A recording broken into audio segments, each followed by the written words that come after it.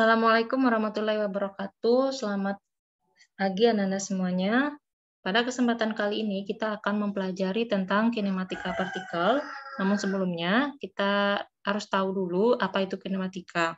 Kinematika merupakan ilmu yang mempelajari tentang gerak suatu partikel atau sistem benda tanpa memperhatikan penyebab dari pergerakan benda itu sendiri. Ya, kita tidak akan membahas masalah gaya di sini karena yang akan kita kaji hanyalah posisi, kemudian kecepatan dan percepatan dari suatu benda.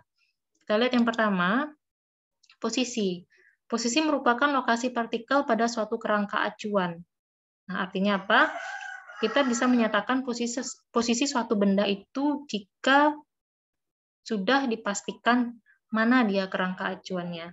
Nah, titik posisi itu sendiri dapat kita katakan sebagai titik asal sistem koordinat benda. Perhatikan gambar berikut. Sebuah mobil bergerak maju dan mundur sepanjang garis lurus yang kita sebut sebagai sumbu X. Posisi A ke posisi B, mobil bergerak maju. Kemudian dari posisi C, D, E, dan akhirnya sampai ke F, mobil bergerak mundur. Masing-masing posisi ini memiliki nilai X yang berbeda-beda. Mari kita lihat tabel posisi dan waktu yang ditempuh mobil sepanjang titik A, B, C, D, dan E hingga F.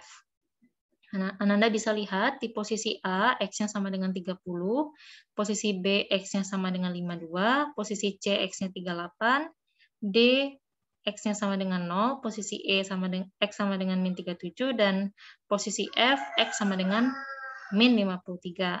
Dan dari posisi A ke posisi B, waktu yang ditempuh mobil adalah 10 detik, dari B ke C juga 10 detik, hingga akhirnya di posisi F ini waktu yang sudah terhitung selama 50 detik. Kita bisa menghitung berapa besar perpindahan dari A ke F dengan cara kita kurangi posisi akhir dikurang dengan posisi awal. Posisi akhir dari pergerakan mobil yaitu F. Titik X-nya ini bernilai min 53. Kemudian posisi awal dari mobil adalah positif 30. Jadi min 53 dikurang 30. Jawabannya adalah min 83 meter. Itu artinya jarak dari A ke F, apabila kita tarik garis lurus dari A ke F, nilainya sebesar 83 meter. Tanda negatif di sana menunjukkan bahwa mobil pada saat itu bergerak mundur. Kemudian untuk menghitung jarak dari A ke F, kita lihat lintasannya. Dari A ke F, mobil maju dulu ke titik B, kemudian mundur secara perlahan dari C, D, E, hingga akhirnya sampai ke F. Maka kita hitung jarak dari A ke B berapa, B ke C berapa, C ke D berapa, sampai akhirnya dari E ke F berapa. Di sini sudah ada angkanya, dari A ke B itu 22 meter, didapatkan dari 52 dikurang 30, kemudian dari B ke C 14 meter, itu didapatkan dari 38 dikurang 52, kita ambil nilai mutlaknya, nilai positifnya saja. Kemudian dari C ke D, dari 0 ke 38, itu juga dari 38 ke 0 itu juga kita ambil nilai mutlaknya saja 38 sampai akhirnya E ke F dari min 37 ke min 53 nilai mutlaknya adalah 16. Silakan dijumlahkan sendiri ya. Kita lanjutkan. Nah, ini adalah grafik yang terbentuk dari tabel yang sudah kita punya tadi. Nah, di sini posisi A, B, sampai akhirnya ke F. Sumbu vertikal itu menunjukkan posisi dalam satuan meter, sedangkan sumbu horizontal adalah satuan untuk waktu dalam satuan second. Nah, di sini Anda bisa lihat bahwa dari A ke B, B ke C, sampai seterusnya itu akan terbentuk grafik lengkung ya Ananda. Grafik lengkung nanti akan Ibu jelaskan apa makna grafik lengkung pada grafik X dan T ini. Tapi yang perlu kita ketahui adalah dari A ke B, apabila kita tarik garis lurus yang berwarna hijau ini, maka kita bisa dapatkan delta T dari A ke B dan delta X dari A ke B.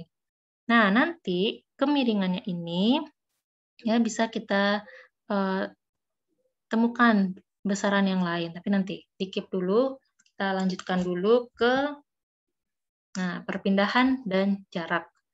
Kita bisa lihat beda perpindahan dan jarak di sini sudah Ibu berikan keterangannya. Perpindahan merupakan besaran vektor, sedangkan jarak merupakan besaran skalar. Perpindahan merupakan besaran vektor, artinya perpindahan memiliki nilai dan arah. Berbeda dengan jarak yang hanya memiliki nilainya saja. Oke. Sama seperti contoh soal kita yang sebelumnya, ya, perpindahan dan jarak, walaupun sama-sama dari A ke F, itu belum tentu memiliki nilai yang sama. Seperti pada soal kita, perpindahan dari A ke F itu adalah min 83, sedangkan jarak dari A ke F itu, ya, silakan dijumlahkan, dan angkanya tidak akan sama dengan, tidak selalu sama dengan nilai perpindahan. Oke, kita lihat contohnya. Pemain basket yang berpindah atau berlari dari keranjang timnya di lapangan ke keranjang tim lawan dan kembali ke keranjang timnya, maka si pemain basket tersebut memiliki perpindahan yang sama dengan 0. Karena asal mulanya dia berada di keranjang timnya, kemudian berpindah dan kembali lagi ke keranjang timnya, itu berarti dia tidak mengalami perpindahan dari awal sampai akhir. Dari keranjang timnya ke keranjang timnya, itu berarti perpindahannya sama dengan 0. Sedangkan untuk jarak, dia sudah menempuh jarak 2 kali lapangan.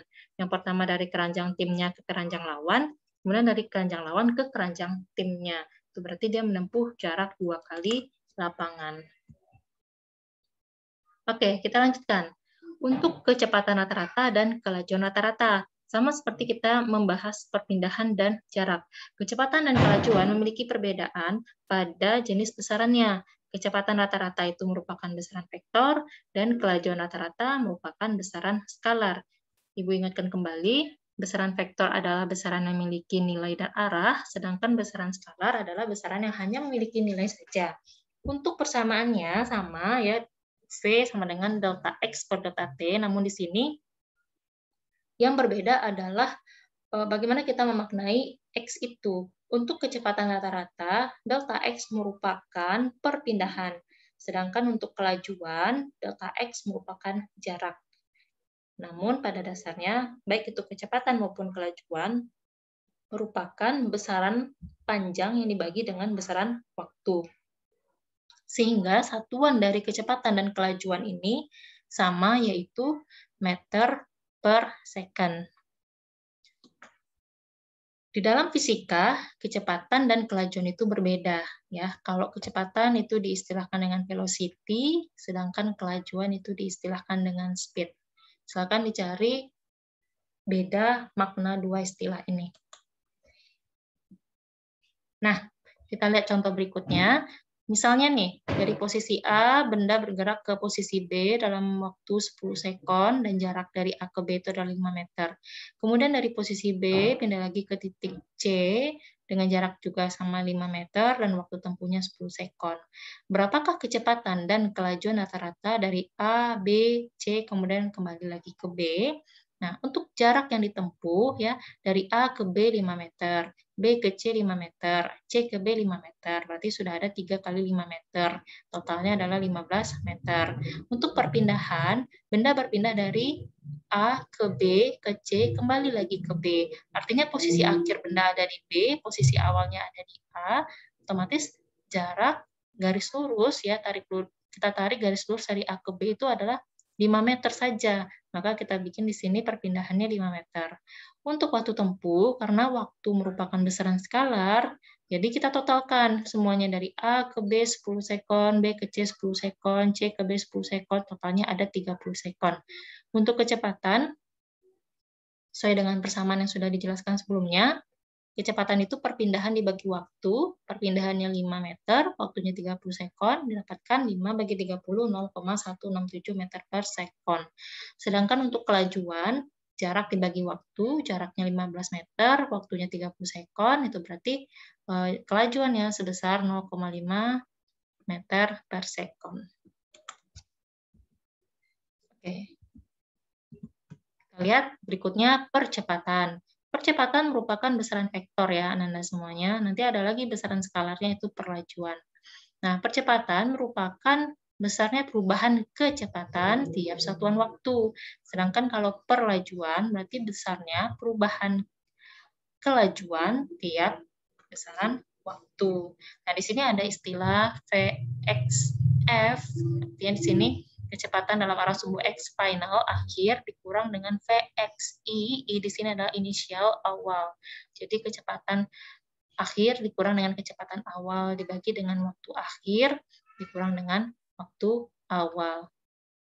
Ketika kecepatan dan percepatan memiliki arah yang sama, maka kita katakan benda tersebut dipercepat. Contohnya ketika kita menggunakan motor yang sedang berjalan ke arah depan, kemudian kita gas gitu ya, kita tambah kecepatannya, itu bisa kita katakan kecepatan dan percepatan memiliki arah yang sama karena pada saat itu yang terjadi adalah motornya dipercepat atau semakin cepat. Namun sebaliknya jika kita rem, maka pada saat itu percepatan memiliki arah yang berlawanan dengan kecepatan. Maka benda bisa kita katakan mengalami perlambatan. Kita lihat contoh soalnya. Pertama, posisi sebuah benda diamati dari waktu yang berbeda-beda menghasilkan data sebagai berikut. Nah, jadi bagian atas ini adalah data waktu dan bagian bawah adalah data posisinya.